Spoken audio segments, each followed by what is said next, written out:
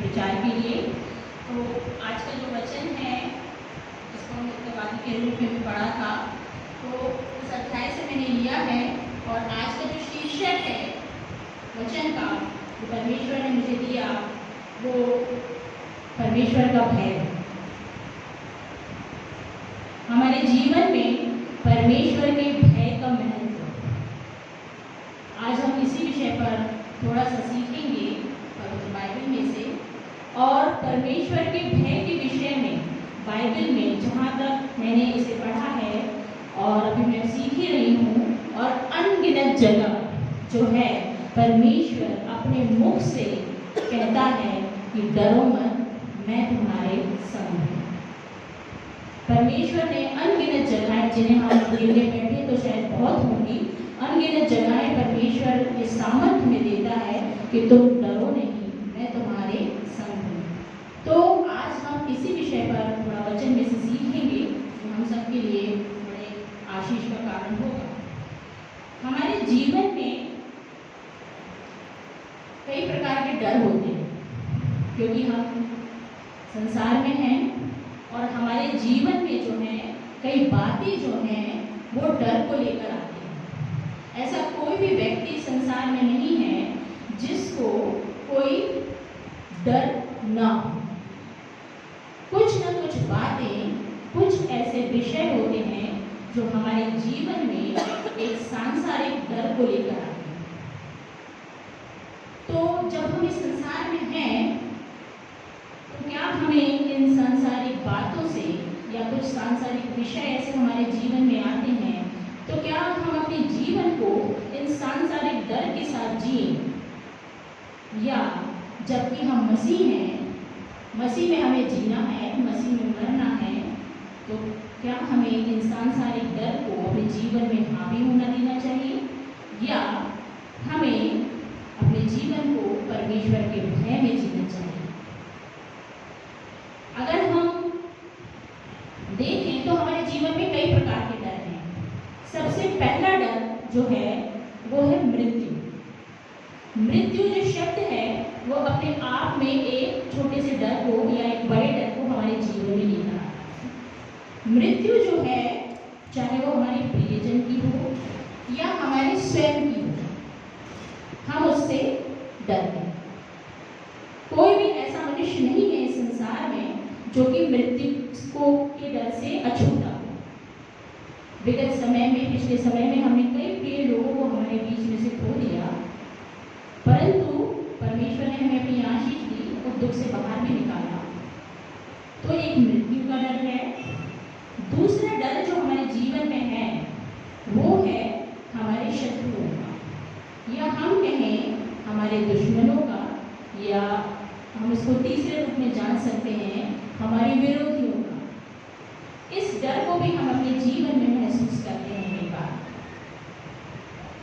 तीसरा जो डर है वो है चिंताओं।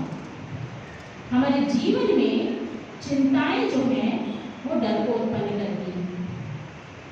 और चौथा जो डर है वो हमारे जीवन में या कभी कभी हमें डराता है, वो है विषम परिस्थितियाँ, या फिर ऐसी परिस्थितियाँ जो हमारे अनुकूल ना हो। ये जो चार डर हैं ये हमारे जीवन में हम महसूस करते हैं, परंतु जबकि हम मसीह हैं तो जब हम इस जीवन की बाधाओं को अपने जीवन में पाते हैं, इन बाधाओं को, तो क्या हम इस डर के संग जीते रहेंगे? परंतु जब हम मसीह को मानते हैं, हम वचन को भी मानते हैं, पढ़ते हैं, सुनते हैं, तो वचन क्या कहता है? तो निकाल लें लूका रचित सुसमाचार उसका 12वां अध्याय और उसका 5वां वचन।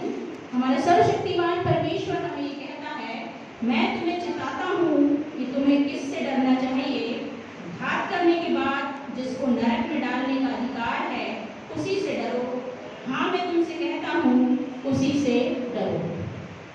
तो परमेश्वर हमसे क्या कहता है कि हमें जो हमें घात करते हैं, ये सारी जो विषय हैं या हमारे जीवन में कहीं ना कहीं हमें जो घात करते हैं दिन प्रतिदिन, हमें इनसे नहीं डरना है, परंतु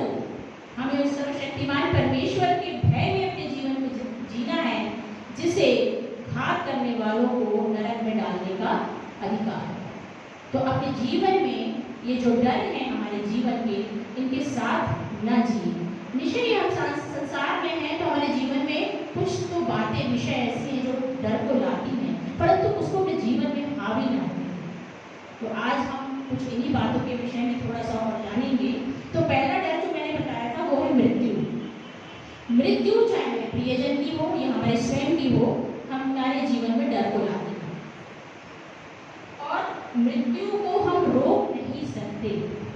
आप चाहें कि आप मृत्यु को रोक लेंगे चिंता करके, तो आप गलत हैं। मृत्यु तो आनी ही है। अगर हम वचन में देखें तो प्रभु यीशु मसीह जो परमेश्वर के पुत्र थे, उन्होंने भी कष्टदायी मृत्यु को सहा। तो जब हमारे प्रभु यीशु मसीह ने उस कष्टदायी मृत्यु को सहा, तो हम तो पापी हैं, तो हम उस मृत्यु से कैसे बच सकते हैं? जो भी संसार में मनुष्य रूप में जन्म लेगा, उसे मृत्यु से होकर भी जाना होगा।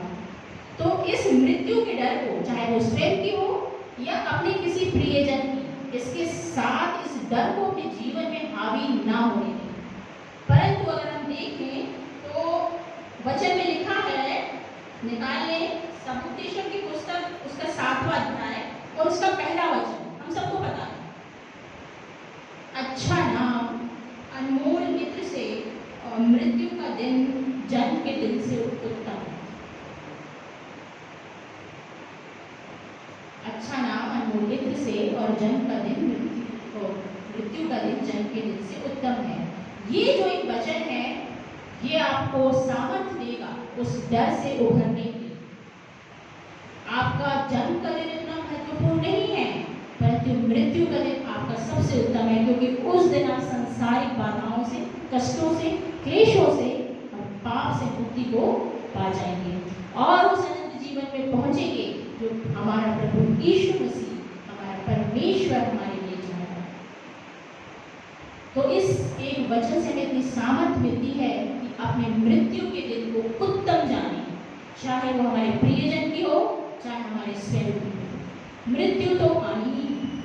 तो इस दिन इस बोझ को अपने जीवन में लेके ना जिए कि मेरे प्रियजन की मृत्यु ना हो जाए या मेरी मृत्यु ना हो जाए, परंतु ये तो एक जीवन का सत्य है और हमको इसे डर के साथ सामना नहीं करना है, परंतु हम इस डर को हराना है और मृत्यु के दिन को उत्तम जानकर जीवन को जीना है, परमेश्वर के भय में अपने जीवन को बिताना है, क्योंकि मृत्यु के बाद नरक में और स्वर्ग में ले जाने का अधिकार केवल और केवल हमारे परमेश्वर का है। दूसरा जो डर है हमारे जीवन में, वो है हमारे शत्रुओं का, दुश्मनों का। कहें तो अब आप कहेंगे कि दुश्मन जरूरी नहीं है हर किसी के दुश्मन हो, कि तलवार और ढाल लेके खड़े हो, वैसे दुश्मन की मैं बात नहीं कर रही हूँ, परंतु हम अपने जीवन में चाहे या जाने अनजाने कई ऐसे लोगों को पाते हैं या लोग ऐसे बन जाते हैं हमारे कार्य के द्वारा या हमारे व्यवहार के द्वारा, जो कि क्या करते हैं, हमको डराते हैं या उनके उपस्थिति से हमारे जीवन में एक डर का माहौल आ जाता है।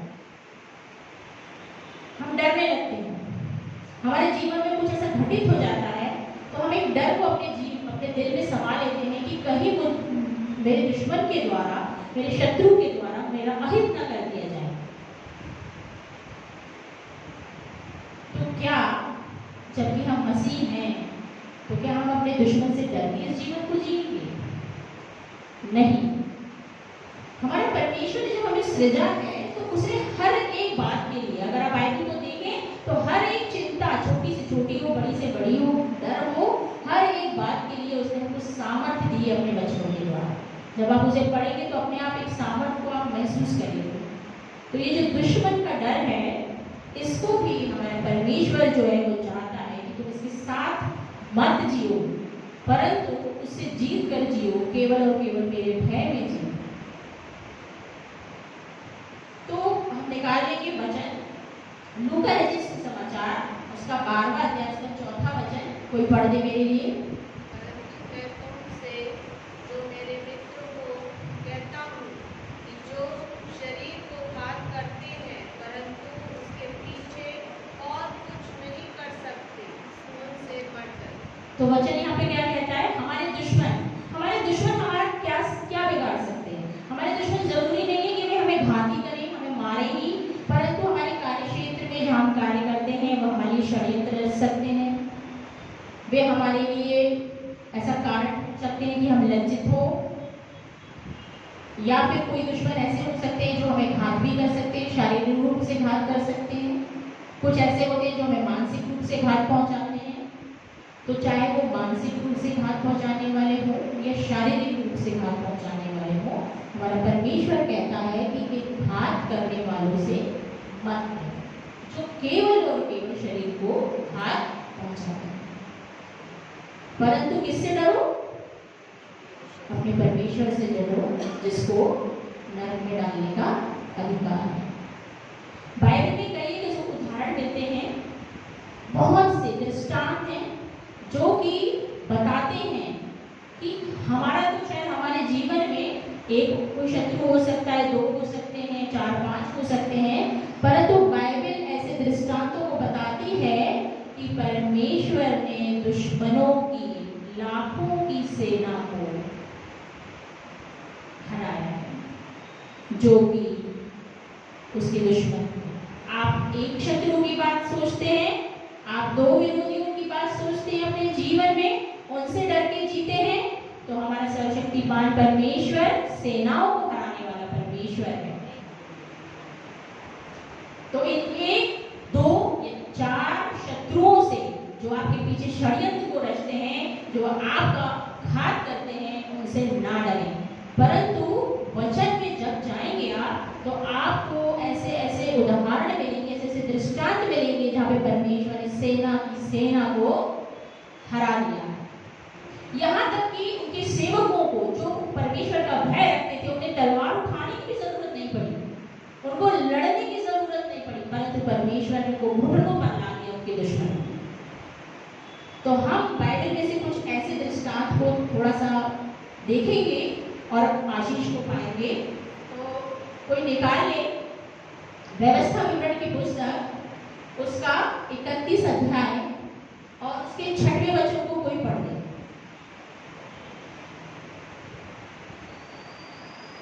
व्यवस्था विवरण 31 अध्याय और उसके 6वें वचन को, उसमें लिखा है, तू हियाव कान और दृढ़ हो, उससे ना डर और ना भयभीत हो, क्योंकि तेरे संग चलने वाला तेरा परमेश्वर यहोवा है, वह तुझको धोखा न देगा और ना छोड़ेगा। ये जो वचन है ये परमेश्वर ने स्वयं अपने मुख से कहे हैं, और ये कहे हैं मूसा को। जब आप इस अध्याय को पढ़ेंगे तो आप पाएंगे मूसा जो कि इस्राएलियों को एक बड़ी गुलामी से परमेश्वर की आशीष से जब छुड़ा के लाया, यरदन के पास पहुंचा, तो परमेश्वर ने कहा कि तेरे दिन पूरे हुए, अब तू यरदन पार नहीं जा पाएगा, तू अपनी जगह यहोशू को अभिषेक कर कि वह इन इस्राएलियों को यरदन पार ले जाएगा और उस प्रतिज्ञा के देश में पहुंचाएगा जो मैंने उन्हें वादा किया है देने के लिए। तो मूसा जो था, जिसके मन में ऐसा कुछ वचन में नहीं लिखा है कि कोई शंका थी या कुछ थी, परंतु परमेश्वर जानता था कि ये मनुष्य है। भले मूसा बहुत बड़ा नबी था, परमेश्वर का भक्त था, इतना आशीषित व्यक्ति था कि परमेश्वर उसको आमने सामने दर्शन देकर बातचीत करते थे। और कोई मनुष्य बाइबल में कहीं पर ऐसे कोई भी बताती नहीं है, जहाँ तक मुझे पता है, कि जिसे परमेश्वर ने आमने सामने दर्शन देकर बातें की हो। केवल मूसा को एक मनुष्य रूप में वो मनुष्य था और परमेश्वर उससे आमने सामने होकर बातचीत किया करता, इतना आशीषित व्यक्ति था। तो जब परमेश्वर ने उसे आज्ञा दी कि अब तू आगे ना जा पाएगा, तो यहोशू को अभिषेक करके वो इस्राएलियों को यरदन पार लेकर जाए और उस प्रतिज्ञा के देश में पहुंचे। परंतु उस प्रतिज्ञा के देश में इतने दुश्मनों से भरे हुए थे, जो कि अन्य जाति थे, देवी देवताओं को मानते थे, अम्मोनियों में मोरियों, कई ऐसे जातियां थी जो बड़ी खतरनाक थी, बड़ी बलशाली थी, बहुत बड़े शत्रु थे, बहुत शक्तिशाली थे। और परमेश्वर के लोगों के पास तो आप जानते हैं केवल और केवल परमेश्वर था, उसके पास कोई हथियार नहीं थे, परंतु परमेश्वर की सेना थी परमेश्वर के लोगों के साथ। और जब यहोशू को मूसा ने अभिषेक किया तो उसने भी उसे यही वचन जो परमेश्वर ने मूसा को दिए थे यहोशू को दिए, और उसे कहा कि तू हियावान और दृढ़ हो जा, तू डर मत कि तू कैसे यरदन पार मेरे बिना इस्राएलियों को लेके जाएगा, परंतु तेरा परमेश्वर तेरे संग संग रहेगा और वह तुझे धोखा ना देगा और ना छोड़ेगा। जब आपके जीवन में आप सोचें कि यहाँ तो सब मेरे विरोधी हैं, यहाँ तो सब मेरे दुश्मन हैं, मैं तो अकेला हूँ या अकेली हूँ, तो मैं अपने जीवन को कैसे जीऊँ? तो आप इस वचन को पढ़िए, आपको असीम सामर्थ मिलेगी। हियावान दृढ़ हो जा, मैं तेरा परमेश्वर तेरे संग रहूंगा, तुझे धोखा ना दूंगा।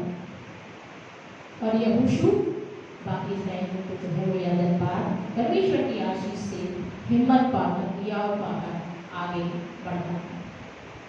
और हम सब जानते हैं किस तरह से वहाँ पर सारी अन्य जातियाँ जो है वो परमेश्वर के द्वारा नाश की जाती हैं, और परमेश्वर के जो पवित्र लोग हैं, जो बचाए हुए लोग हैं, उस कनान देश में जीवित रहने पाते हैं। एक और उदाहरण जो है वो हमको मिलता है दूसरा राजाओं की पुस्तक में, निकालने को दूसरा राजाओं उसका 6वां अध्याय और उसका 16वां वचन। दूसरा राजाओं उसका 6वां अध्याय और उसका 16वां वचन।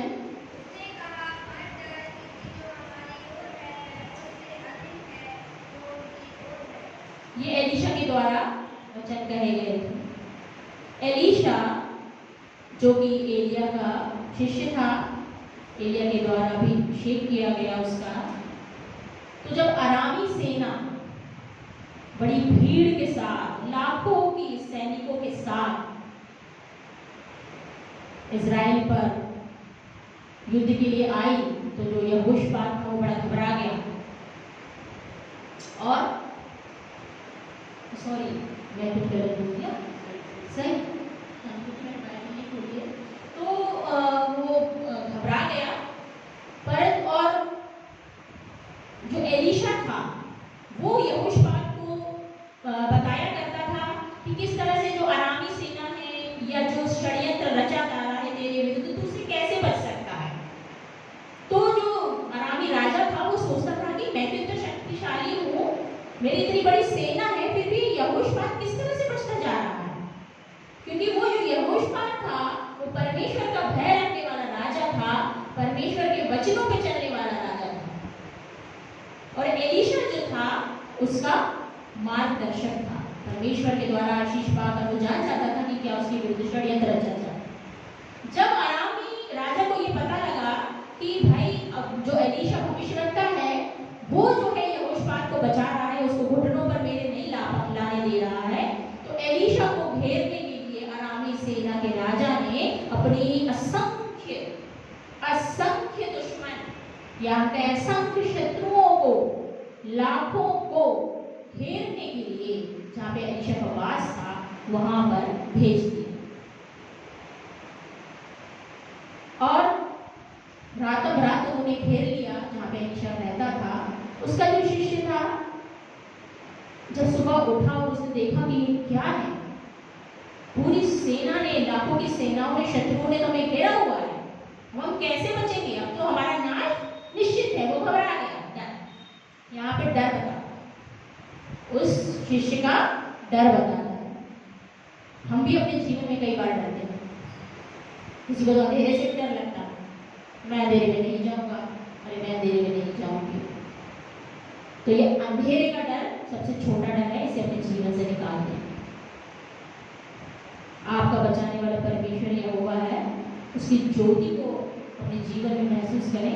छोटे छोटे बच्चे अक्सर अंधेरों से डरते हैं, परंतु आप उन्हें प्रेरित करें कि वो अंधेरे में भी जाएं और उनसे ये शब्द कहें कि हमारा यहोवा हमारे साथ है। आमीन। तो एलीशा ने, जब एलीशा को शिष्य ने बताया तो एलीशा ने क्या कहा कि उनसे मत डरो, लाखों की सेना खड़ी है हथियारों के साथ, घोड़ों पे सवार। एलीशा ने कहा उनसे मत डरो, क्योंकि जो उनकी ओर है उनसे अधिक हमारी ओर।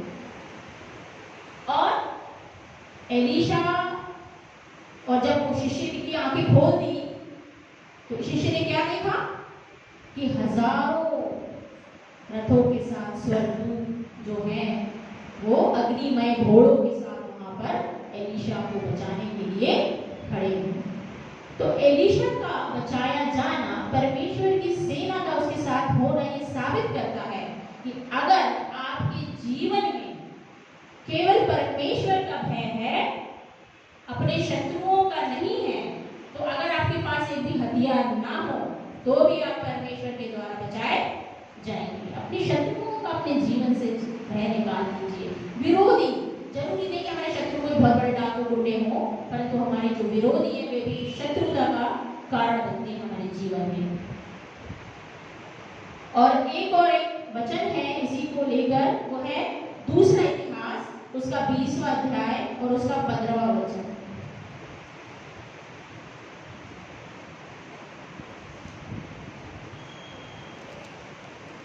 पढ़ दे कोई 15वां वचन।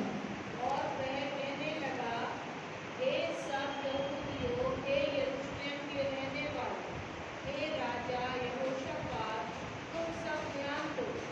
यहोवा तुमसे यूं कहता है, तुम इस बड़ी भीड़ से मत डरो और तुम्हारा मन कच्चा ना हो, क्योंकि युद्ध तुम्हारा नहीं परमेश्वर का है। आमीन, हालेलुया। ये वचन जो है वो ये बताता है कि तुम मत डरो। तुम्हारे दुश्मन जो तुम्हारा अहित चाहते हैं, जो तुम्हारे शत्रु तुम्हारा अहित चाहते हैं, तुम्हें घात करना चाहते हैं, तुम्हें प्रताड़ित करना चाहते हैं, इनसे मत डरो, क्योंकि ये युद्ध जो है तुम्हारा नहीं है, तुम्हारे परमेश्वर का है। तो अपने जीवन में जो विरोधी है, शत्रु है, उनसे ना डरें, उनसे युद्ध से ना डरें, उनकी धमकियों से ना डरें, क्योंकि ये जो युद्ध आप लड़ रहे हो वो आपका नहीं है, परंतु आपके परमेश्वर का है। कितनी बड़ी बात परमेश्वर ने यहाँ लिखी है कि ये युद्ध तुम्हारा नहीं है, जो तुम लड़ाई लड़ रहे हो, अपने जीवन में संघर्ष कर रहे हो अपने दुश्मनों के प्रति, इनसे मत डरो, मैं तुम्हारा परमेश्वर बचाने वाला हूँ, मैं तुम्हें अकेले नहीं छोड़ूंगा, मैं तुम्हारे संग। पिछले समय में जब पास्टर भास्कर हमारे बीच में थे तो उन्होंने बहुत अच्छी गवाही हमारे सामने रखी थी। उन्होंने ये गवाही दी थी, क्योंकि सभी उपस्थित थे, सभी को पता है एक लड़की की उन्होंने गवाही दी थी।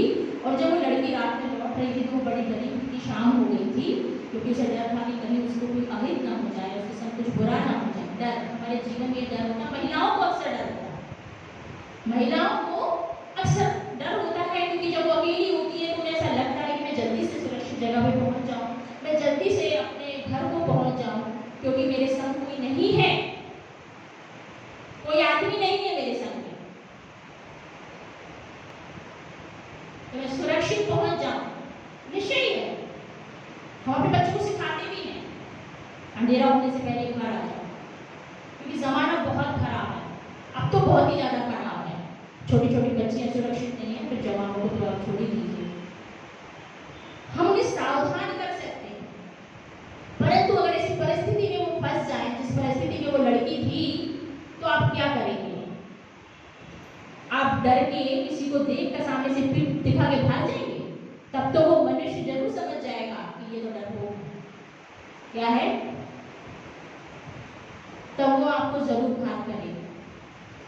तो जो गवाही पास्टर साहब ने पिछले हफ्ते दी थी, जो गेस्ट आए थे, उन्होंने यही गवाही दी थी कि वो जो लड़की थी अकेली थी, और जब वो उस पुलिया पे से उसे क्रॉस होना था तो जो व्यक्ति वहां बैठा था वो जो था उससे वो थोड़ा सा घबरा गई, परंतु वो परमेश्वर का भय अपने जीवन में रखती थी, परमेश्वर के वचनों को मानती थी, सच्ची भक्त थी।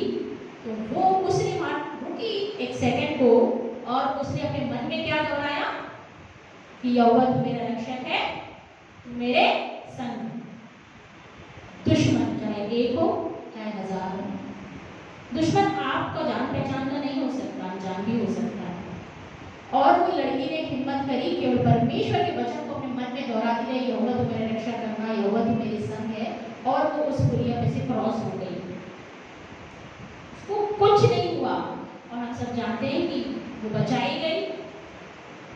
जब वो पुलिस थाने गई, पुलिस वालों ने कहा, उसने बताया जाता कि हाँ ये व्यक्ति ऐसा ऐसा है, मुझे मिला था। और जब वो उस व्यक्ति से मिली, उस अपराधी से मिली जिसने एक अन्य लड़की को उसी रात हत्या कर दी थी, तो वो जब उस व्यक्ति से मिली तो उसने क्या कहा था कि तू अकेली नहीं थी। उसने कहा कि तुमने मेरा हित क्यों नहीं किया, मेरा बुरा क्यों नहीं किया।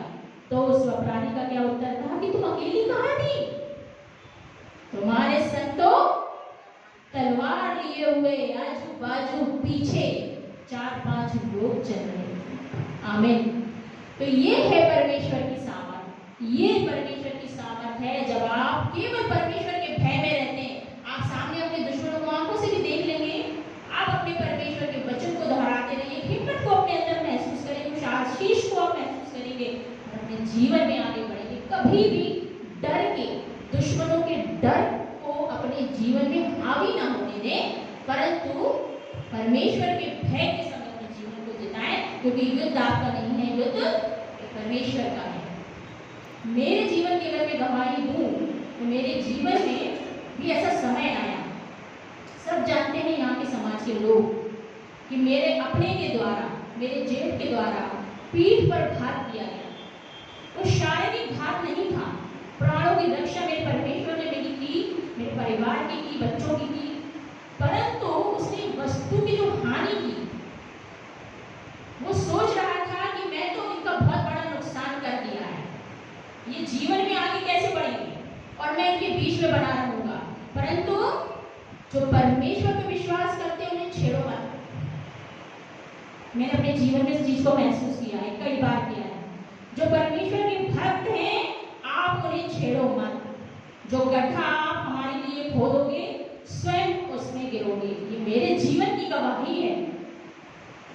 जब यह घटना मेरे घर में हुई, मैं परमेश्वर की आराधना में थी। जो वस्तु को उसने चुराया वो कीमती जरूर है, परंतु मेरे प्राणों से, मेरे परिवार के प्राणों से ज्यादा कीमती नहीं है। परमेश्वर ने उस वस्तु को भी बचाया। मुझे सामर्थ केवल इसी बात से मिलती है, केवल प्रार्थना से मैंने सामर्थ को पाया, वचन को पढ़कर मैंने सामर्थ को पाया है। क्योंकि वचन ये कहता है तू हियावान दृढ़ हो जा, क्योंकि मैं तेरे संग हूं। केवल परमेश्वर ही है कि मैं जीवन में आगे बढ़ रही हूं। और ये मेरे जीवन की गवाही है कि परमेश्वर ने मुझे बहुत संभाला, मेरे परिवार को संभाला। वो वस्तु तो कीमती थी, परंतु उसकी कीमत अब मेरी नजरों में कुछ नहीं है। क्यों नहीं है? क्योंकि परमेश्वर ने उस वस्तु को तो बचाया, परंतु मेरे प्राणों को भी बचाया। जब कुछ घटना मेरे घर में हुई तो एक डर हमारे जीवन में आया था, मेरे मन में एक डर आ गया।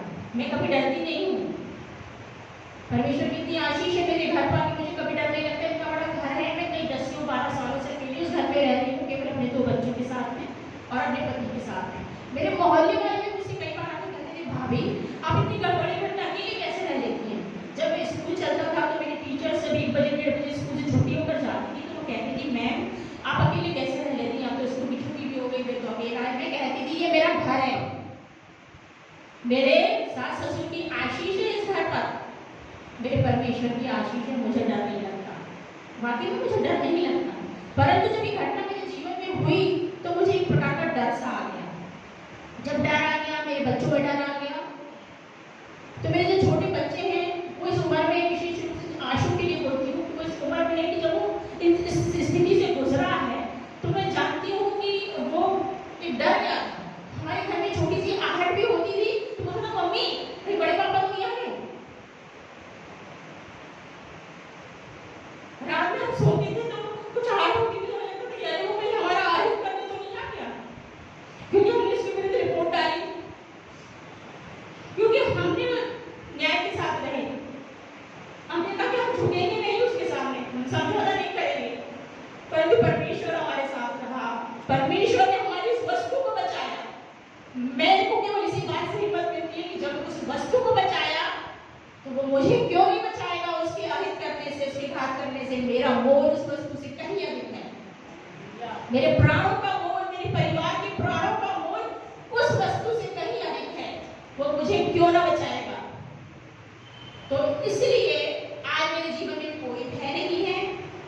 बिल्कुल निडर जीवन जी रही हूँ, मुझे भविष्य की कोई ऐसी डर उस व्यक्ति से नहीं है कि वो भविष्य में क्या अहित करेगा, क्या घात करेगा, क्या करेगा। मेरे जीवन में कोई डर नहीं है। आज मैं इस पुलपिट पे खड़ी हूँ, मेरे जीवन में कोई डर नहीं है। तो ये मेरे जीवन की गवाही है कि अपने दुश्मनों से कभी डर के न जिए, परंतु प्रार्थना करें, उस सामर्थ को मांगे। ये युद्ध आपका नहीं है, आपके परमेश्वर का है। जब उसने हमें चुन लिया है तो वही हमें आगे भी ले जाएगा।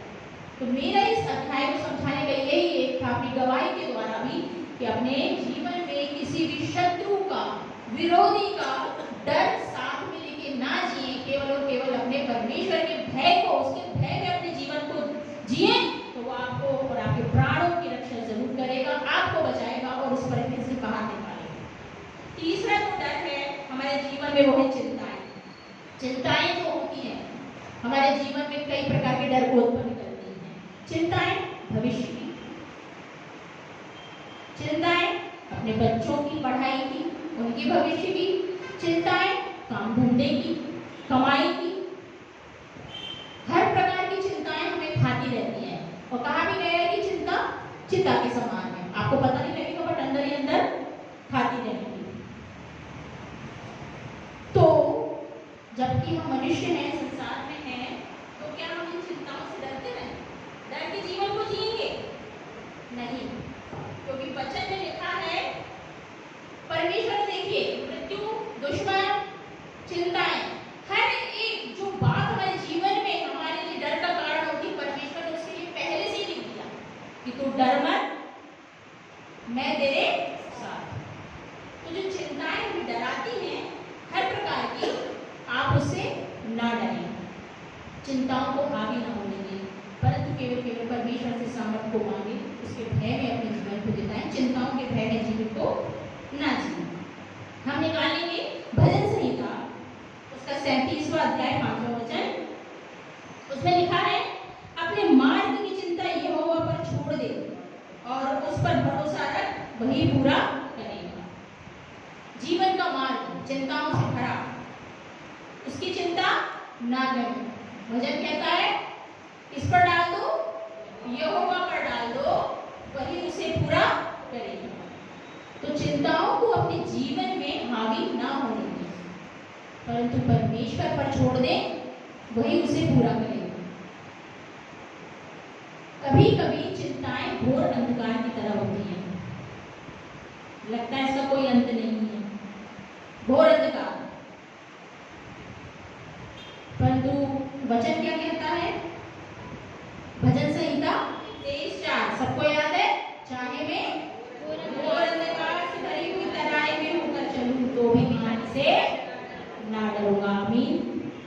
तो अगर आपके जीवन में चिंताएं घोर अंधेरे के रूप में भी हैं, आपको लगता है कि इसका कोई अंत नहीं है, तो आप इस वचन को पढ़ें कि आप कितने भी चिंताओं भरे अंधकार में जा रहे हैं, आपको लगता है इसका अंत नहीं है, तो आप घबराएं नहीं, क्योंकि आपका परमेश्वर उस अंधेरे में भी आपके साथ है और आप हानि से ना डरें। आपका परमेश्वर आपके साथ है, आपको बचाने वाला। एक वचन और पढ़ लेंगे, लूका रचित सुसमाचार, उसका 12वां अध्याय। निकाल लीजिए लूका, उसका 12वां अध्याय और उसका 25 और 26 वचन पढ़ेंगे। तुम में से ऐसा कौन है जो चिंता करने से अपनी अवस्था में एक घड़ी भी बढ़ा सकता है? इसलिए यदि तुम सबसे छोटा काम भी नहीं कर सकते, तो और बातों के लिए चिंता क्यों करते हो?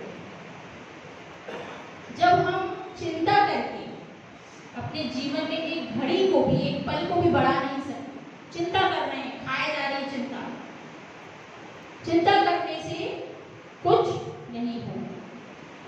हमारे जीवन में हम सांसारिक हैं, चिंताएं करते हैं, परंतु क्या हमारी चिंता करने से हमें जीवन में एक पल को बढ़ा सकते हैं? चिंता करने से हम अपने लिए बहुत कुछ अच्छा कर सकते हैं? या ऐसा हो चिंता करने से हम ये हो जाए, वो हो जाए, ऐसा नहीं। केवल यहोवा की अगर इच्छा है तो आपके जीवन में वही होगा। इसलिए व्यर्थ की चिंता छोड़ो, क्योंकि तुम चिंता करके एक घड़ी को भी अपने जीवन में बढ़ा नहीं सकते। तो चिंताओं को अपने जीवन में हावी ना होने दें, उनसे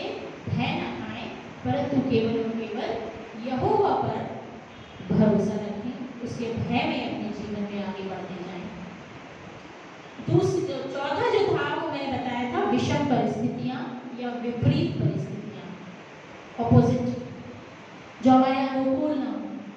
कई बार जीवन में जो परिस्थितियां होती हैं वो हमें डरा देती हैं, वो भी हमें डराती हैं। परिस्थितियां भी कई बार हमको डरा देती हैं। परिस्थितियां कई बार ऐसी होती है जीवन में, लगता है कि आपके साथ कोई नहीं है, आपका परिवार वाला भी साथ नहीं दे रहा है, आपको लगता है आप बिल्कुल अकेले हैं, तो आप ना सोचें, क्योंकि यहोवा परमेश्वर हमेशा हमारे संग संग है। और परिस्थितियां जब डराने लगे तो हमारे प्रभु यीशु मसीह ने एक वचन दिया है जो कि पाया जाता है मरकुस रचित सुसमाचार उसका 5वां अध्याय और 50वां वचन, ढाढ़स बांधो मैं हूँ डरो मत। मरकुस 5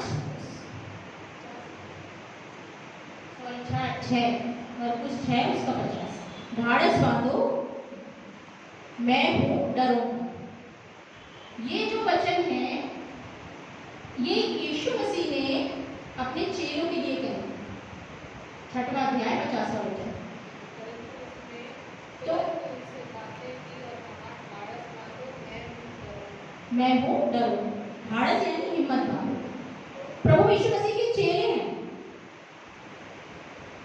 और वो बैतसैदा को जा रहे हैं, और जब वो झील में थे यीशु मसीह ने उन्हें आज्ञा दी कि आप तुम लोग पहले जाओ, मैं आता हूँ, तो वो प्रार्थना करने वहीं भूमि पे रुक गए। अंधेरा सा हो गया, शाम का टाइम था और थोड़ा अंधेरा बढ़ गया, और जो चेले थे वो नाव को खे रहे थे पार जाने के लिए। और जब वो खेते खेते थक गए, वचन में लिखा हुआ है अगर आप इसे ऊपर पढ़ेंगे, तो जब वो नाव खेते खेते थक गए, हवा विपरीत दिशा में बहने लगी, उनकी खेने की विपरीत दिशा में बहने लगी। ये जो विपरीत दिशा है ये हम अपने जीवनों में भी महसूस करते हैं। विपरीत परिस्थितियां जो हमारे अनुकूल नहीं है, जिसमें हमें संघर्ष करना पड़ रहा है अपने जीवन को जीने के लिए, वो कुछ भी हो सकती है। तब यीशु मसीह ने देखा कि ये तो मेरे चेले हैं जो संग संग रहते हैं, मेरे संग वचनों का प्रचार करते हैं, सुनते हैं, ये घबरा रहे हैं। यीशु मसीह के चेले भी घबरा जाते हैं। तो क्या यीशु मसीह ने उनको छोड़ दिया कि भाई ये मेरे लायक नहीं है, तो घबरा जाते हैं?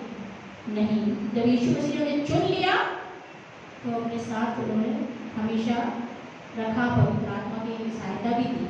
तो जब यीशु मसीह ने देखा तो इसके चेले तो घबरा गए हैं, तो यीशु मसीह झील पर चलकर उनके पास गए और उनसे क्या कहा? ढाढ़स बांधो डरो मत मैं हूं। अपने जीवन में भी इस वचन को आप दोहराते रहिए। विपरीत परिस्थितियां अगर आपके जीवन में आती हैं, चाहे वो कार्य क्षेत्र में हो, चाहे वो आपके सांसारिक जीवन में कोई और भी परिस्थितियां होती हैं, आप उनसे डरे नहीं। हमारा प्रभु यीशु मसीह कहता है ढाढ़स बांधो डरो मत मैं हूं। ढाढ़स बांधिए, विपरीत परिस्थितियों से डरे नहीं।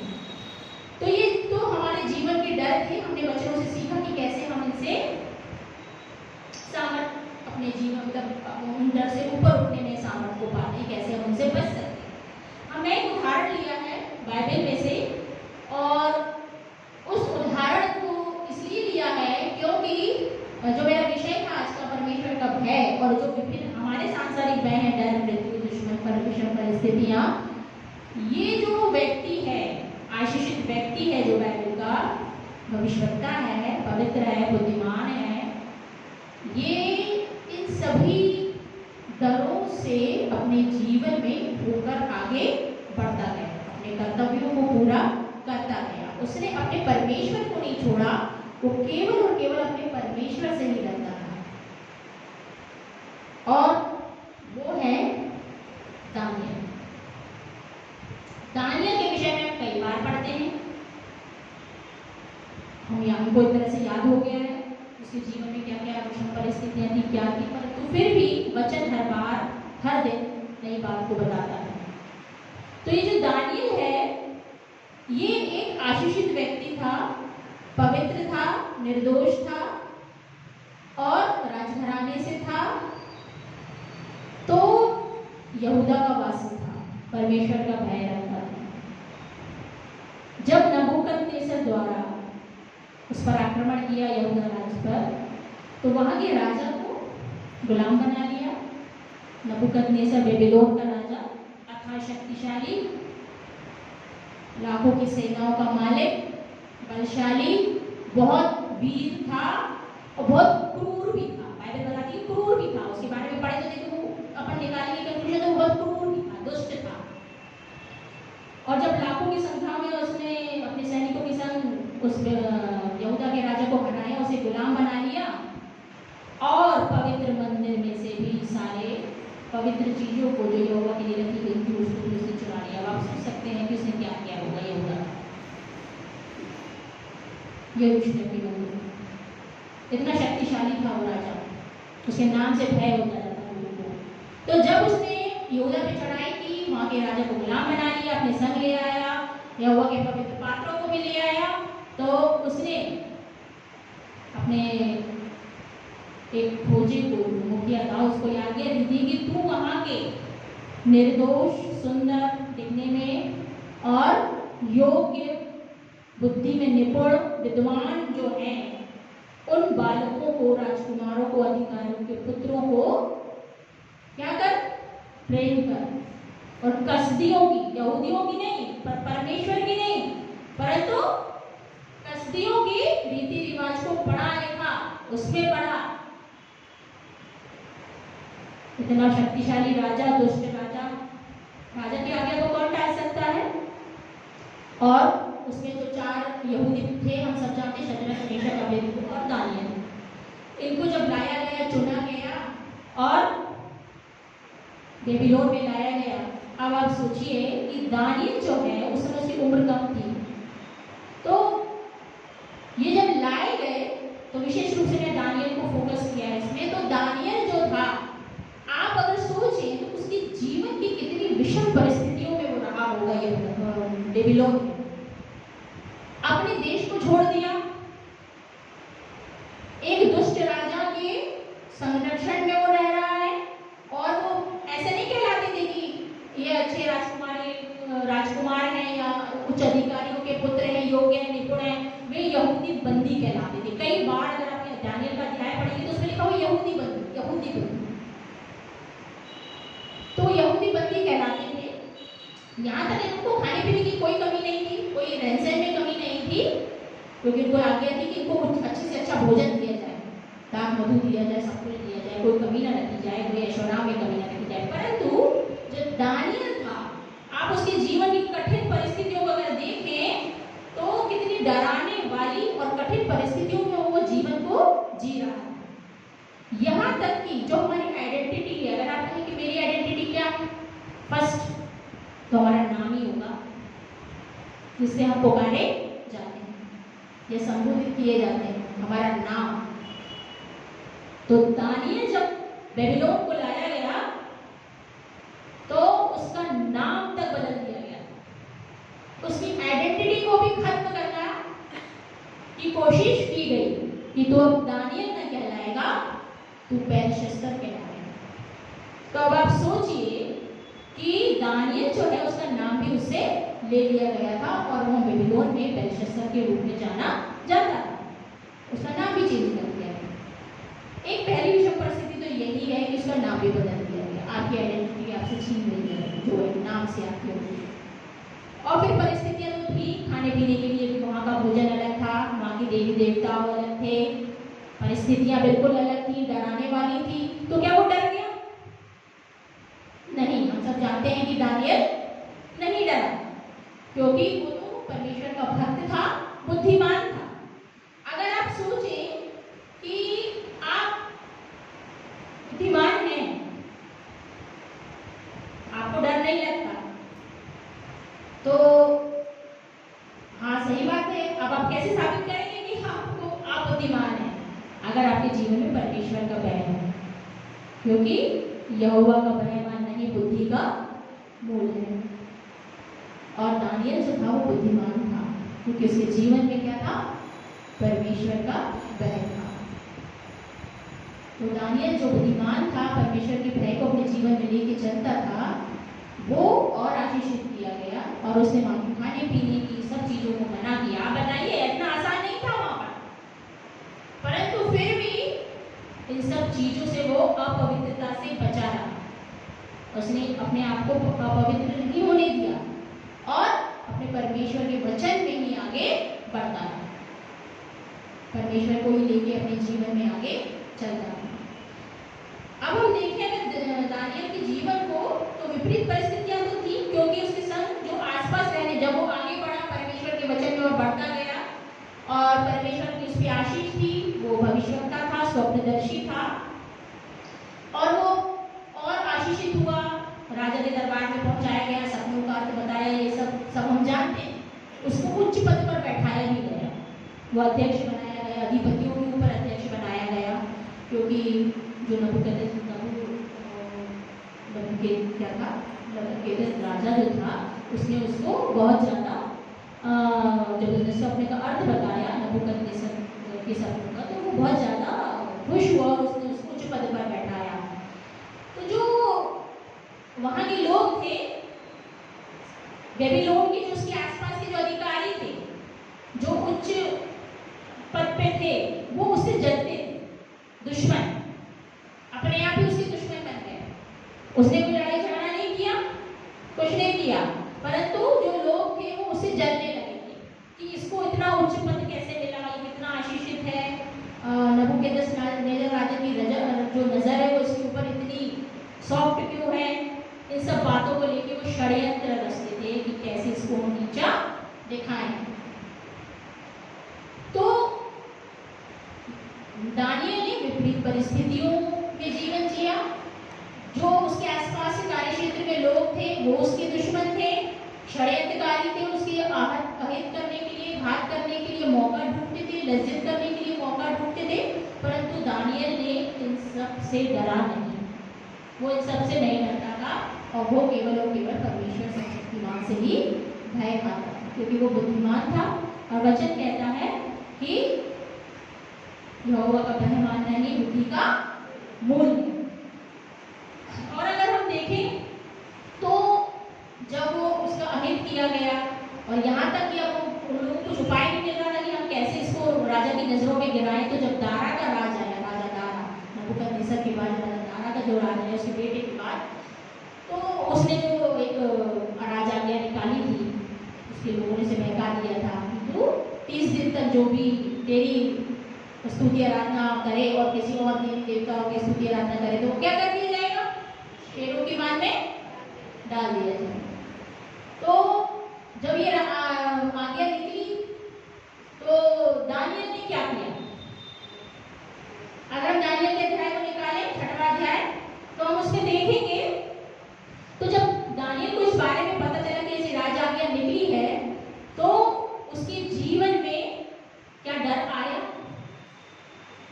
वचन यहाँ पे कहीं नहीं बताता है कि उसके जीवन में इस आज्ञा को लेकर डर आया, बल्कि ये तो सबसे डराने वाली आज्ञा थी, राजा के द्वारा दी गई थी कि केवल 30 दिन तक मेरी स्तुति आराधना करो और अब जो भी देवी देवता परमेश्वर को मानता है उसको ना मानो, परंतु मेरी ही करो। तो दानियल ने क्या किया, क्या वो डर गया? इतना शक्तिशाली देश में था, इतने शक्तिशाली दुष्ट राजाओं के बीच में था, चारों तरफ शत्रु ही शत्रु थे, परंतु दानियल डरा नहीं। और जो थोड़ा सा, अगर मैंने इसको निकाला है तो वो थोड़ा घबराया, हो सकता है मनुष्य था तो थोड़ा सा उसके मन में कोई घबराहट हुई होगी। तो अगर हम देखें उसके 10वें वचन में, तो उसमें लिखा है, जब दानियल को मालूम हुआ कि उस पत्र पर हस्ताक्षर किया गया है, तब वह अपने घर में गया, जिसकी अपरोटी कोठरी की खिड़कियां यरूशलेम की ओर खुली रहती थी, और अपनी रीति के अनुसार जैसा वह दिन में 3 बार अपने परमेश्वर के सामने घुटने टेक कर प्रार्थना और धन्यवाद करता था, वैसा ही तब भी करता रहा। आज्ञा होने के बाद उसको ये डर नहीं था कि अगर मैं राजा दारा की आराधना नहीं करूंगा तो मेरे प्राण चले जाएंगे। उसको अपने प्राणों की चिंता नहीं थी, क्योंकि वो जानता था कि वो निर्दोष परमेश्वर की नजर में वो बचाया जाएगा। और जब वो शेरों की मांद में डाला गया तो उसने मृत्यु को भी देखा। हमारी नजर से अगर हम देखें तो उसके सामने मृत्यु थी, क्योंकि वहां जो शेरों की मांद थी वो भूखे शेर थे कई दिनों से, और एक नहीं थे, कई थे। शेरों लिखा हुआ बहुवचन। तो जब वो शेरों की मांद में डाला गया, पहले विषम परिस्थितियों में जीवन को जिया, दुश्मनों के बीच में अपने कर्तव्यों को जो राजा उसे देता था पूरा करता था। इसमें एक बात और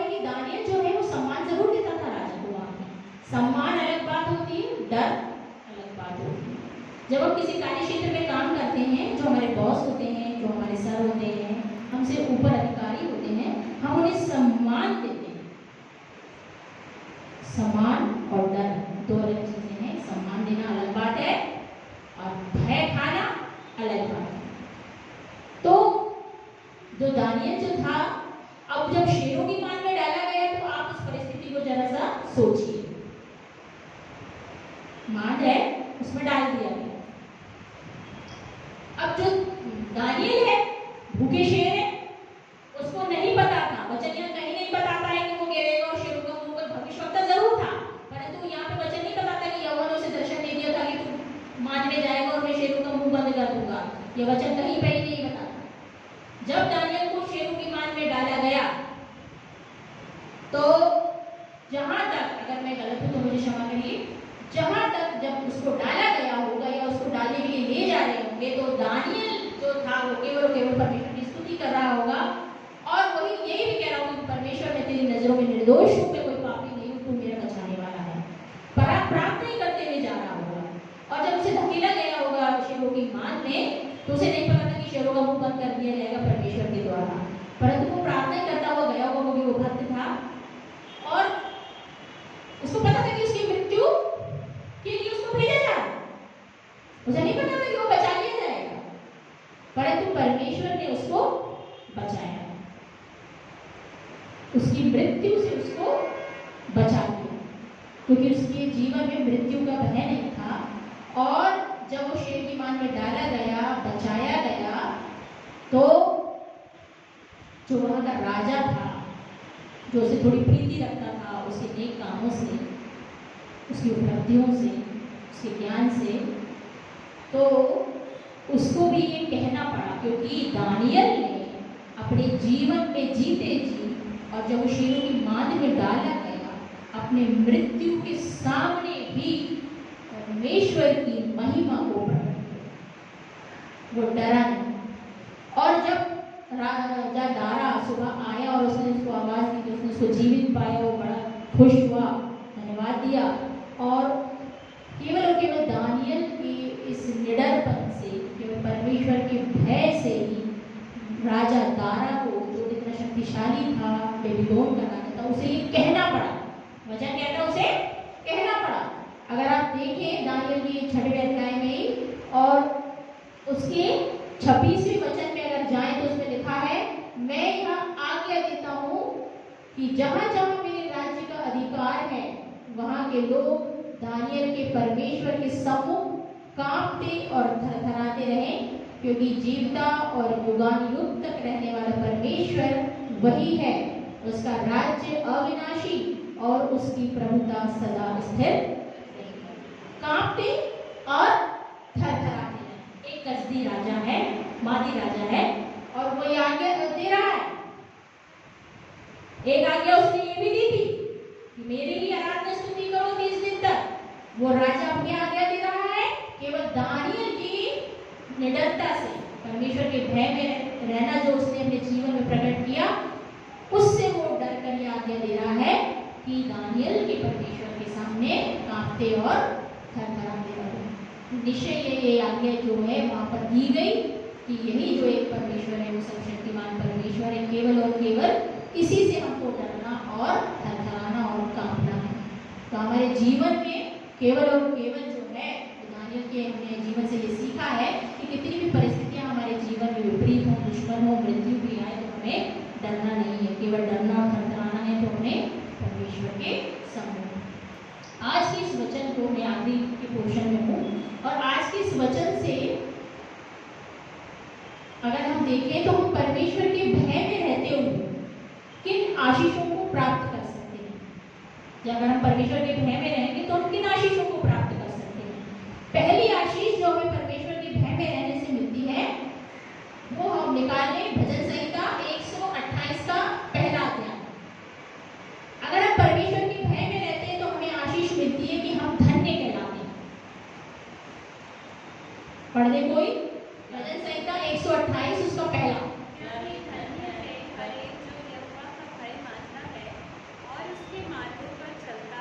क्या ही धन्य है वह यहोवा का का भय मानता है। तो परमेश्वर के भय मानने से हम क्या कहलाते हैं? धन्य कहलाते हैं। दूसरा जो आशीष हमें परमेश्वर के भय मानने से मिलती है वो है हम बुद्धिमान कहलाते हैं। हर कोई बुद्धिमान कहलाना चाहता है। तो इसके लिए निकालेंगे नीति वचन, उसका पहला अध्याय 7वां वचन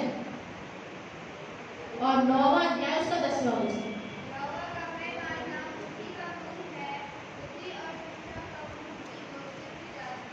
हाँ, यहोवा का भय मानना ही बुद्धि का मूल है, तो हम बुद्धिमान कहलाते हैं। और नीति वचन के 9-10 पढ़ दें। यहोवा का भय मानना बुद्धि का आरंभ है और परम पवित्र ईश्वर को जानना ही समझ है। समझ। अगर आप सोच रहे हैं कि आप बुद्धिमान हैं तो आपकी बुद्धि आरंभ, अगर आप सोच रहे हैं कि बुद्धिमान है, अगर आपके जीवन में परमेश्वर का भय है तो परमेश्वर के भय मानने से हम धन्य कहलाते हैं, परमेश्वर के भय मानने से हम बुद्धिमान भी कहलाते हैं। और एक और वचन निकाल के पढ़ दें मेरे लिए, वो है नीति वचन 16 का 27। और यहोवा के भय मानने से हमारी आयु बढ़ती है।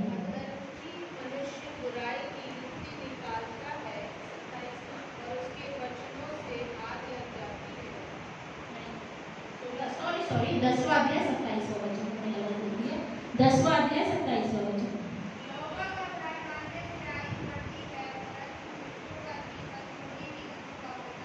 यहोवा के भय मानने से आयु बढ़ती है और दुष्टों का जीवन थोड़े ही दिनों का होता है।